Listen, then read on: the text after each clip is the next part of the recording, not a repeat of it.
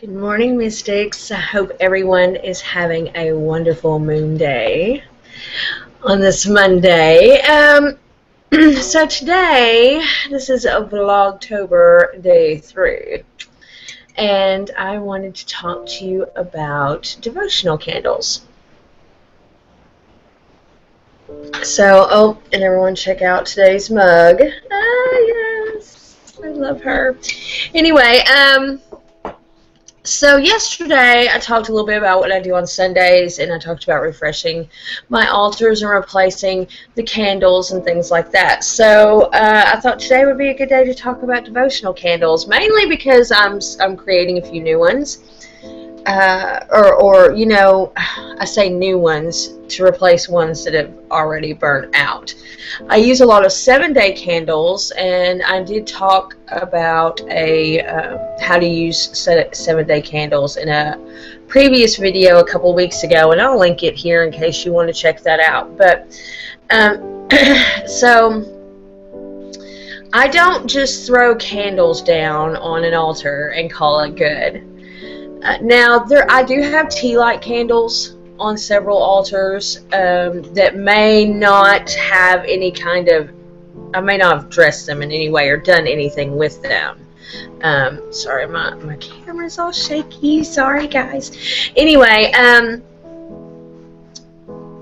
so I have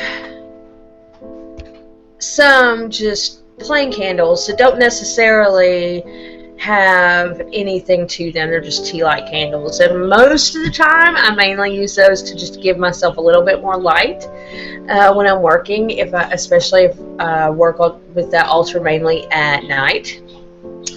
So I will have a few just plain candles that have no real significance on an altar, but when it comes to devotional candles, I always dress them in some way. They're not just candles, you know, because for me, whenever I'm lighting a candle that I've dedicated to a specific deity or a specific altar, like my ancestral altar, or like I have a water element, air element sort of shrine, more than altar, I think, really, in the bathroom. Those altars that are all so different, because I have a million spread out. I mean, I have a divination altar over here, and whenever I put candles out for those altars, they mean something to me. I am giving them energy, you know, as an offering. So whenever I light a devotional candle, it's not just I'm lighting a candle. It is I'm devoting my time. I've devoted energy into charging this candle in a specific way. I've dressed this candle in a specific way, and this is in honor of whatever the altar is for, you know, whatever the candle is for. So like with my Kali altar, right now I have a couple of black tea lights going that I like to start out in the morning.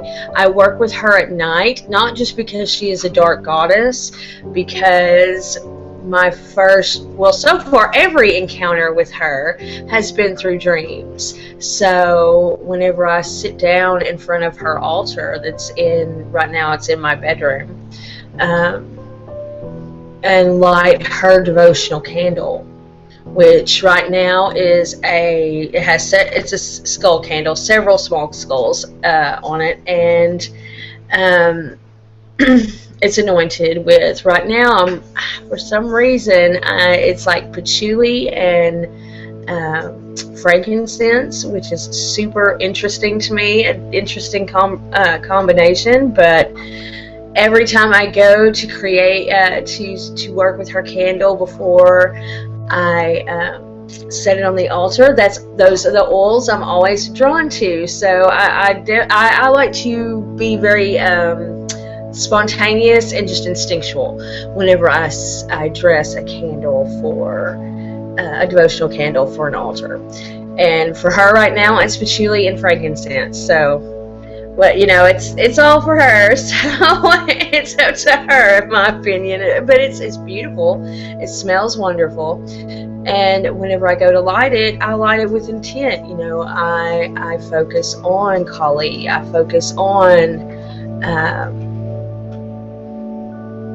making sure that this candle is burning for her. She's getting this energy. This is my way of connecting to her and honoring her. So I will make sure they're dressed specifically. Like today, I am going to be setting up some new ancestral candles, 7-day candles that I dress and decorate and create for that purpose, to work with my ancestors. So later on today, I'll be printing out a little collage that I have made for them with pictures of them, a few pictures of things I know they enjoy, and that's what I'm going to be doing. And I'll anoint it with certain oils that represent the ancestors that I work with. One of my ancestors is a big peppermint fan, so I will be anointing it with peppermint. Another one of my ancestors is a lavender. She loves lavender, so I'll also anoint it with lavender. And around the base, I will put things that they love. One of my ancestors likes tobacco, so I will be putting tobacco around the candle. And I had charged the candle itself on the black moon, so which I thought was very appropriate, as this is the month of working with ancestral energies and really connecting and working with my ancestors, which I work with my ancestors regularly. But in October, I will make sure and light something for them, give them offerings. A lot of times I like to clean out my closets at the beginning of October, so I will donate clothes, things I need to get rid of that are in still good condition, in their honor, in their name. To me, that is more meaningful than, you know, putting, I mean, as much as I know they love like tobacco, and I'll have, you know, crushed tobacco leaves on my altar, but donating in their name and in their honor, to me, is a little bit more powerful, I guess, you know, more in alignment with something I believe they would want. So anyway, that's what I'm going to do today. I'm going to make my ancestral candle, devotional candle, and right now I have just a few votives lit that I address are at the end though, and I will light that candle every day. In October, I will work with them every day, and it's not just lighting a candle. You know, I will sit down, meditate like I did this morning, connect. A lot of times I will do tarot readings and see if they have any messages for me specifically for that day, and I talk a lot to them. You know, and it's not just about lighting a candle, it's all that goes with lighting that candle, you know. So, and I have candles like that all over, and they're all treated the same way. It's like I said, it's not just about lighting a candle, you know. And there's so many different ways you can charge and anoint and work with devotional candles to get them ready for whatever space. Like for my little water air shrine, and the reason why it's a combination of water and air is because it's the bathroom, water obviously, but it's also in the east. It faces east, and I feel like you can really feel the presence of those air spirits in there, especially, you know, obviously we all have have had experiences of being in the shower and getting these amazing bursts of inspiration and thought. And to me, as much as yes, it has to do with the water energy in the bathroom, it also has a lot to do with air and intellect. So I really enjoy combining the two in there, combining the two elements in there, and offering them small things and burning candles for them. And so the candles in there are blue and yellow. I anoint them with different oils that I feel best represent water and air. Rosemary oil is a big favorite of mine to put in there, and then I'll light a lot of incense in there as well to represent air, like copal. I love the smell of copal. I love the smell of copal and rosemary mixed together with the candles that are anointed with rosemary. And I use rose oil as well. Rose is a lot of fun to use in that situation. But copal and rosemary, y'all, that smells so good together. But each candle has a purpose, and it's like I said, it's not just an action. It's not just lighting a wick. It's lighting this candle with the intent and purpose of offering the energy that is produced by the burning wick, a connection between myself and what is represented in that altar.